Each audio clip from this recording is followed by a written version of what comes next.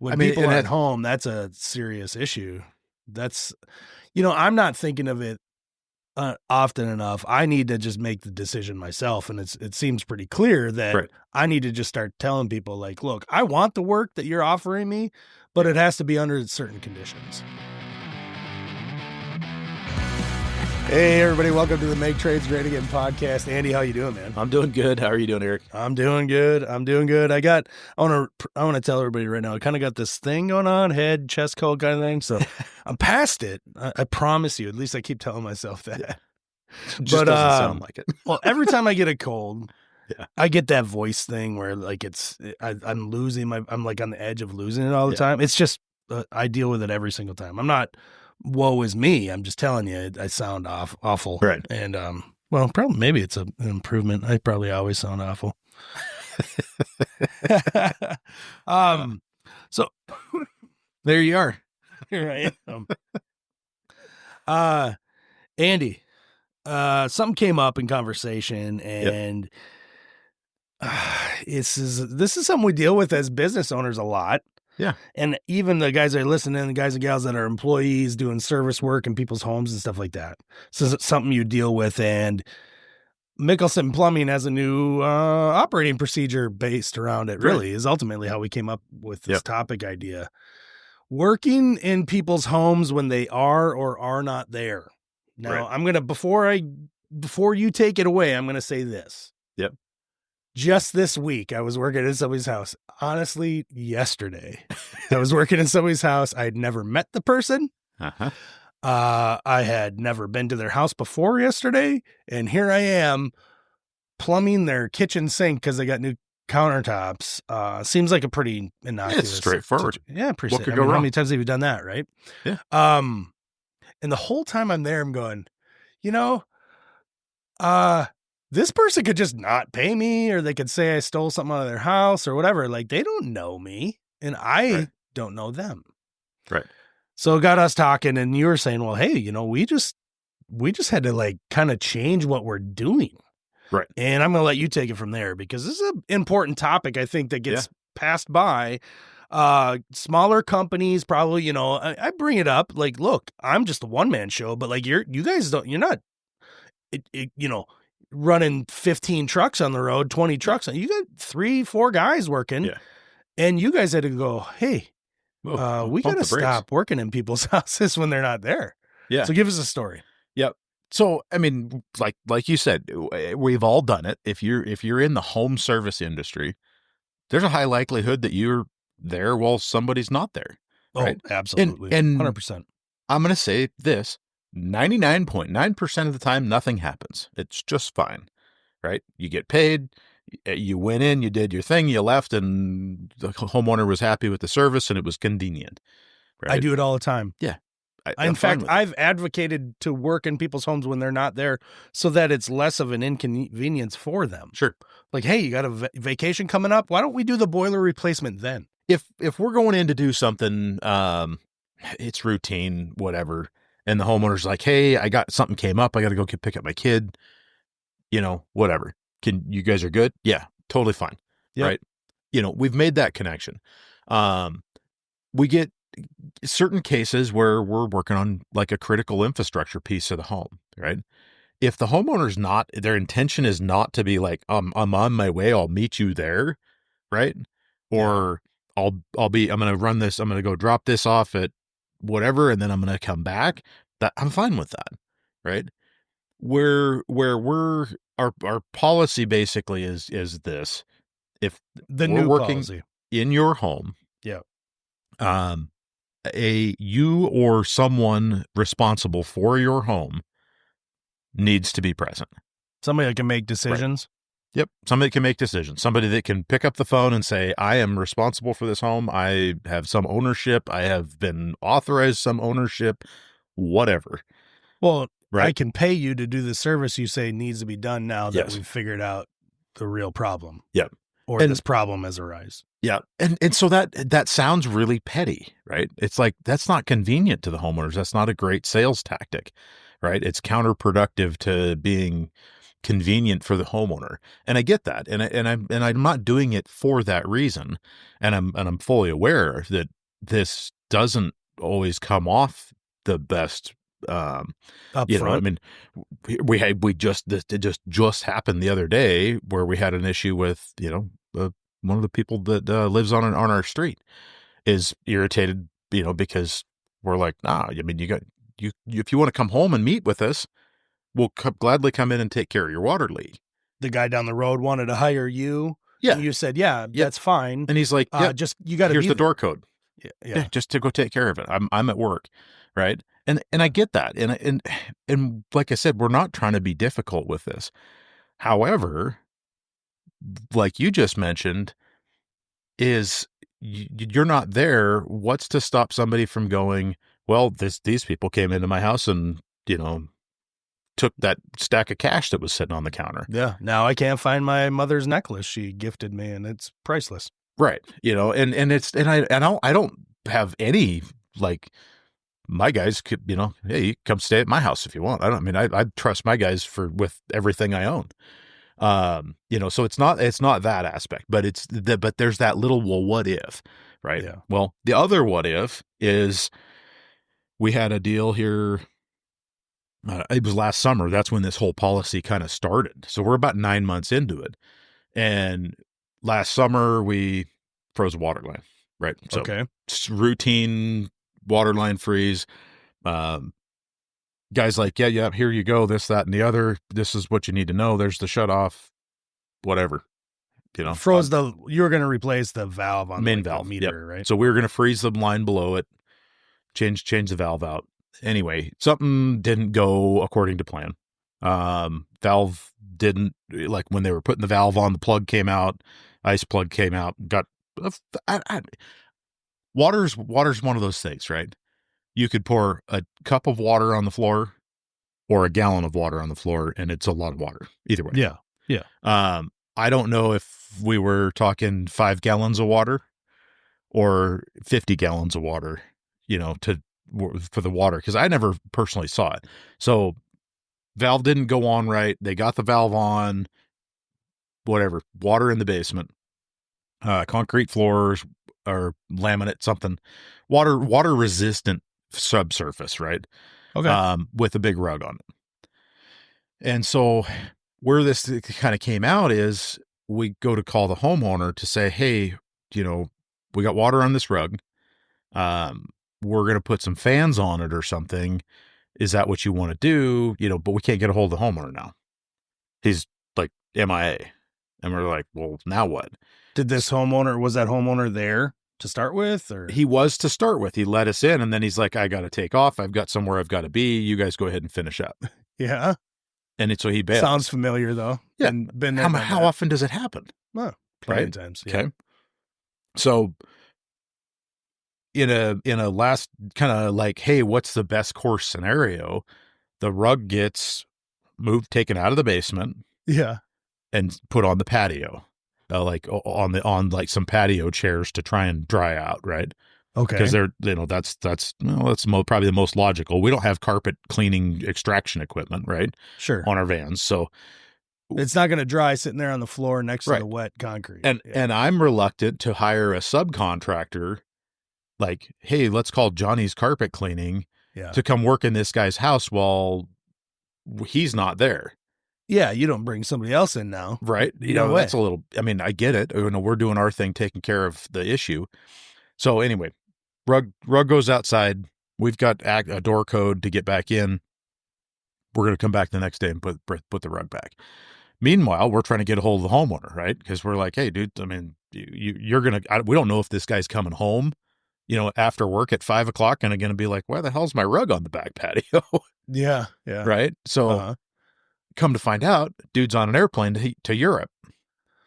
Yeah. Right? He's on his way to a business trip, vacation, who knows, whatever, not home, not in Missoula, Montana. And, so we're all of a sudden like, well, so are we like now solely responsible for this guy's house? Yeah, well, legally, you're the last probably one's there, right? Possession's 9/10 of the property, or something right? like that. So we're like, okay, well, I guess we're going to do our best, so we go back the next morning to get the rug, thinking, well, it aired out overnight. It was summertime, July or something like that. We'll take it back in the house. Everything will be, it'll all be dried out, and we'll just tell him to let us know if he needs to have it professionally cleaned. We'll take care of that. Yeah. But whatever. Show back up at the house. Irrigation apparently isn't aligned properly, and the underground sprinklers have been hosing the rug off all night. And, it was just this like snowball effect of like, dude, are we now like we were authorized to be here yesterday? Wait, so could you get in the next day? Yeah, we had a door code. Okay. He just had a simple door lock, but it's like yesterday we were authorized to be in this guy's house. He doesn't even know that we're coming today. Stay with us. We'll be right back. Hey guys, I want to invite you to visit mechanicalhub.com, because if you want to stay on top of the plumbing and heating industries and what's happening, you're going to want to visit our website, mechanicalhub.com. There's a hyphen in there between mechanical and hub. Don't ask, it's a long story. Anyway, while you're there, don't forget to sign up for our weekly newsletters. All right. The newsletter is packed with the latest news, trends, tips to keep you on top of your game. So whether you're in the shop or out in the field, we got you covered. So head over to mechanicalhub.com and join our community today. And hey, thanks for listening to the Make Trades Great Again podcast. Have a good one. Yeah, because he was on a plane and right. It was just all of these like I don't even say they're little red flags. They're all of these red flags that are like standing here like a slalom course, and I'm like, everything was fine, in the end. However, we looked at it and said, you know what, that was not cool. We got to avoid this because problems are going to come up. Yeah, sure. You have to plan that like sometime in the future, it's not going to go the way you want it to. Right. Right. Like you can't ignore that. Right. But you hope that if it goes wrong, you don't want it to ever go wrong, but you hope that if it does, there's no major hurdles and barriers to try to figure out how to fix the problem. Yeah. Yeah. When people are at home, that's a serious issue. That's, I'm not thinking of it often enough. I need to just make the decision myself. And it seems pretty clear that I need to just start telling people like, look, I want the work that you're offering me, but it has to be under certain conditions. Well, I mean, we give them the conditions in which we operate already. Like, here's the price and I'm not negotiating it. So I guess this is just one more thing. Yeah. Yeah. Well, it's interesting because people get very relaxed about it. So some people, not everybody. Most of our customers are like, oh yeah, no, we'll be home. I got the day off. Let's schedule it on my day off. Yeah. Perfect. Yeah. Great. I love it. You're there. We can talk. I have the ability to sell you a service plan, or I have the ability to we can discuss other things. And when the homeowner's not there, I mean, it's like a tenant thing. Like if we're in a commercial space, I don't require somebody to be there. In that particular case, we've said on commercial property, if we've got access, that's totally fine, right? If we're doing a remodel, I'm not requiring the homeowner to be at the remodel. That's totally different, Now, if we're remodeling some companies a home, are though. What's that? I bet you some companies are though. Yeah, could be, and it's been a source of contention with a handful of customers because they're like, well, what do you mean? I don't want to take the day off work to meet you. You have my door code. Well, some people can't. I get that. Yeah. But, somebody needs to be there. This isn't, I don't know. Anyway. Well, you said early on, like, you're not working on like maybe you said something like major systems. Like critical systems. Yeah. Critical. You know what? I kind of have a problem with that statement in a sense. Yeah. And not to be argumentative. Yeah. I think you are. I honestly, if you really think about it,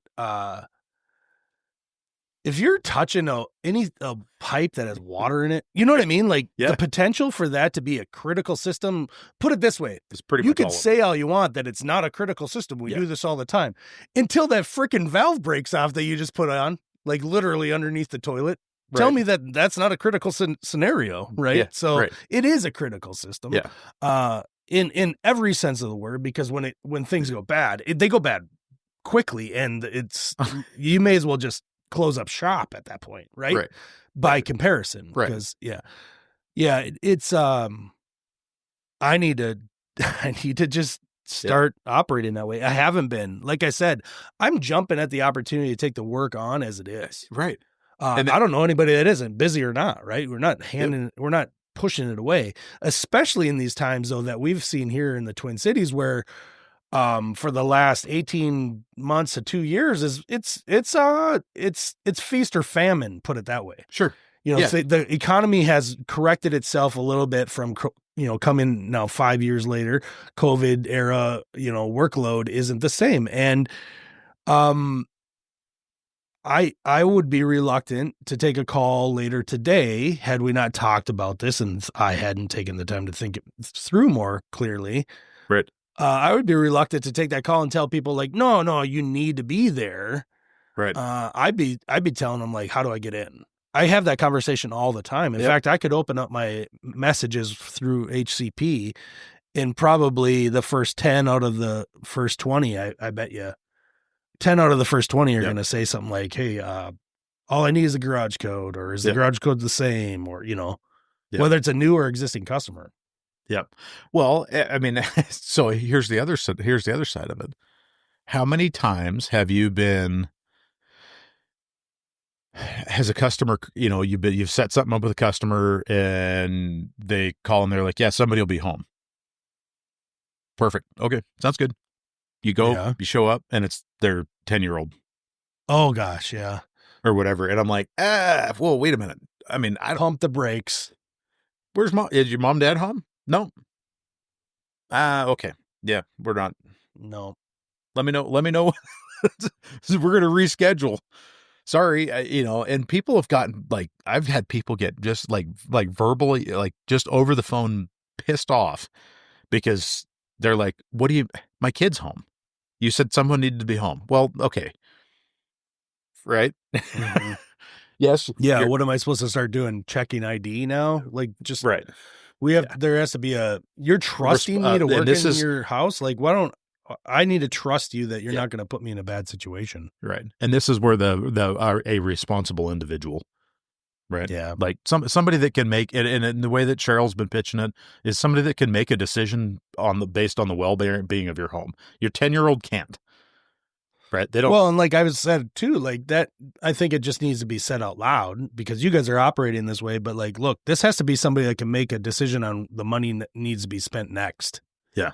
I don't want to focus on that. I don't want that to be the focus of this conversation, but let's think about scenarios in which you need somebody to be there that can make decisions.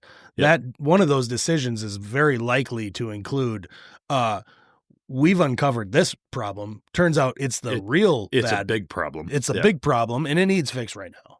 Right. Yeah. Because here's how much it costs. We're not going to worry about it later. We're going to talk about that right now so we can fix it. Yeah. Yeah. Yeah. I don't know. But like I say, so we got a neighbor that's not happy with us. And I'm like, well, I don't know what to tell you, dude. Sorry. I doubt you're the only one. Yeah. I doubt you're the only company in Missoula that's saying you got to be there. No. In fact, I've talked to many people too or I see it in the comments and stuff. People are like, yeah, we don't go unless we'll never work for somebody until we meet them kind of deal. Right. And I've read those and I didn't shake my head or anything. I go, well, I work for people all the time I've never met in person. Yeah. And now that we're talking about it, I'm going, well, this is probably a bad idea. For the most part, it ends well. Yeah, it has so far. Right. So far. Yeah, right. Yeah. And like I say, the whole rug debacle, it ended up, everything in the end, finally, on day 3, it was dry. You just had to go out to the vacuum breaker outside and shut the water off so the sprinklers, even though they were going to turn on, they didn't. Yeah. Yep, that's about what we did. We're going to pause the watering for 3 days and, move the rug a little bit so in case it rains, and then sent the guy a message and say, hey, listen, here's the deal. We couldn't get a hold of you. Your rug got wet, and then it got wet again. We're not lying about it. We hauled it outside because we thought it was a good plan to let it air dry. Yeah. Get it off the basement floor because it's, the rug's it was like a 12 by 14 rug. Yeah, it's right? big. So there's no way to like pick the thing up and prop it up so you can get a fan to go underneath of it. Yeah. So Well, it like was you said, you don't have water extraction. Yeah, no. You're not equipped. The other thing Yeah. too, let's put this all in perspective. That rug was sitting in the mechanical room of their basement or near it in the living room, yeah. because is it living room scenario? Yeah, there was one of those water shutoffs that was like through the hole in I'm the wrong. living room. I'm wrong. Yeah. I'm thinking scenario I'm most commonly encountering is the basement, and I'm thinking that rug that you put down there because you just like you didn't want to throw it away, but you're like we're not using it anymore. Right. Yeah. That's where I was going with that, but I was wrong. I fully admit that. Well, and I had like horrible flashbacks from an issue we had, I don't know, 7 years ago, something like that, where we had put in a radiator. I think we talked about it on this podcast. The table. Yeah, the table. I remember the conversation, the podcast episode, actually. Yeah. I think we were talking about the same kind of same kind of thing. Yeah, the dude was in freaking Singapore or Thailand or something for like weeks mission. or something like that, right? Yeah, like or months, whatever. Yeah. Yeah. So. Oh boy. I don't know. Well, there you go. New policies and procedures with the new year. Well, I guess you've been doing it a little while. I need to rethink this for sure. It's as easy for me as a conversation because I'm firsthand. You're talking to every customer. Yeah. It's not going to be difficult for me. It's just going to be some pain points. Yep. I just worked in a customer's house yesterday that insisted they be there, and I didn't think twice about it. Right. Of course. But I did offer up because we were doing a boiler replacement on a recall scenario. Sure. So we did the recall replacement, and leading up to that, there's a lot of conversation that goes into that. Yeah. And, what to expect. Here's what we got to do. This boiler makes your hot water. You're going to be without your hot water, all this kind of thing. So, of course, I want to please everybody Midwesterner is like, hey, you're not going to be able to shower and all this kind of stuff because I'm going to have your hot water, disabled. Yeah. If you want to tell me when to do this, because it wasn't a life safety scenario or anything like that, wasn't going to be a property damage situation. So it was like, we can replace this at your convenience. Right. Got any vacations? Are you going up to the cabin? I'm saying all these things, and now we're talking about this going, I need to stop that conversation. Yeah. Because I'm the one starting it. Right. I need to stop starting it. Well, and in some of that kind of goes into that, I mean, like you say, boiler replacement. When we get to that point, I'm going, well, if there's a way for me to call you and get in touch with you, like whatever, we can maybe make some adjustments to this. But if it's just a basic service call, I don't want to sit around for half a day waiting for you to get back to me. Right. Like that's not going to weigh out. I think you're looking for an excuse to make it not feel like you right. Yeah. I think you gotta, it's easy. I hear what you're saying. I think you still just have to say it. Yeah. Somebody needs to be available. I need somebody around. Yep. If you're going to go run errands, I get that, what you're saying though. I know what you mean. I think that's what you mean. Yeah. Until they go to run an errand and get in a freaking car crash. And oh my gosh. Stop, right? Dude. Like, what the? It's like now we're like this soap op scenarios. Now they're in like a coma for 6 months. You're waiting to get paid. Poor Johnny. Then you find out they were the daughter. No, I'm just kidding. We're related. He's my baby daddy. Oh, dun, dun, dun. This just took a turn. It did. All right, dude. That was a good conversation. Yeah. I've been looking forward to us getting back in the studio. It's been a little bit. Took a little break. That's nice. Yep. That's nice. But I think we're going to wrap it up. I want to say a couple things to all our friends and family out there in the MTGA land. If you haven't already, follow Andy over on Instagram. It's at Mick, M-I-C-K _Plumb, P-L-U-M-B. I'm at Mechanical Hub on just about every platform there is, so take your pick. I'm probably putting some content out there. I do prefer YouTube and Instagram. I'm just going to come out and say that.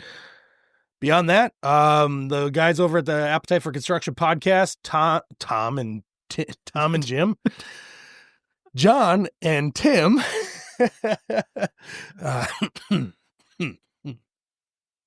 excuse me, they're putting out episodes all the time, and they're fun to listen to. Good guys, so check them out. Appetite for Construction All right, dude. Anything else you want to add? I don't think so. There you go. Hit us And up. a few words. Take it easy, dude. Thanks. See you.